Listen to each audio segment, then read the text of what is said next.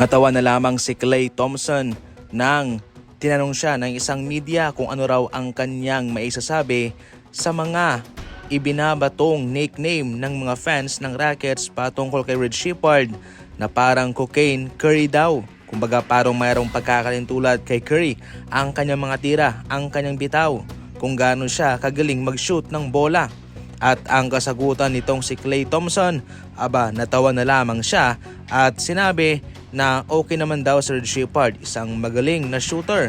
Pero sa totoo lang ay walang sino man daw sana ang dapat na isama sa kay Stephen Curry. Kung ikukumpara man, walang sino mang players ang deserving. Madali lang para sa iba na sabihin yan na para bang mayroong pagkakalintulad kay Stephen Curry, si Red Shepherd, maski man sa quintuple ng Hornets. Pero kung tutuusin, hindi naman sila binabantiyan katulad ni Steph na para bang niyayakap na lamang na hindi na pinapagalaw. Hindi lang isa yung defender kundi dalawa, minsan tatlo pa. Kaya kung tutuusin ay walang level ng ganyang defense sina Shepherd at si quintuple. Kay Stephen Curry, bawat puntos ay napakahirap.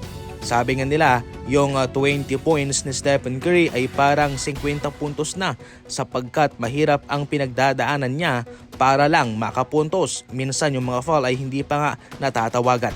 Kahit nasa Dallas Mavericks na itong si Klay Thompson ay patuloy niya pa rin pinagtatanggol itong kanyang Splash Brother mga idol. At kahit nasa mga gantong katanungan ay pinaalala niya sa mga media na iba ang level ni Stephen Curry. Hindi makapaniwala si Vanderbilt na hinayaan lamang ni LeBron James na makalusot itong si OG Anunoby sa kanya at ito ay nagresulta sa easy points mga idol. Na-stir down nitong si Vanderbilt si LeBron at heto naman ang kanyang reaksyon. Natalo po ang Lakers dito. Kahit na nag-i-struggle itong si Brunson na mayroong 12 points lamang, binuhat naman ng mga role players ng Knicks itong kanilang kupunan.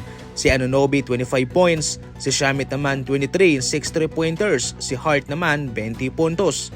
Sa kabila, si LeBron James 22 points at si Luka naman 30 points. Ito yung hinahanap ng mga NBA experts na aggressiveness kay Jarrett Allen. Sa kanilang laban kontra Portland ay tumala siya ng 40 points, 17 rebounds and 4 blocks para matalo nila ang Portland Trail Blazers. Ito ho'y dinagdagan pa ng 22 points galing kay Sam Merrill at meron pang 6 3-pointer. Itong si Allen ay magaling na manlalaro pero sa mga nagdang season ay nahihirapan siyang itaas pa ang kanyang numero. Maski man nga si Evan Mobley mga idol. Ngayon sa kanilang labang ito ay ito yung hinahanap na performance ng mga fans ng Cavaliers para sila ay makasabay. Mataas ang kanilang lipad nung nagdaang season pero ngayon malalim din po ang kanilang ibinagsak.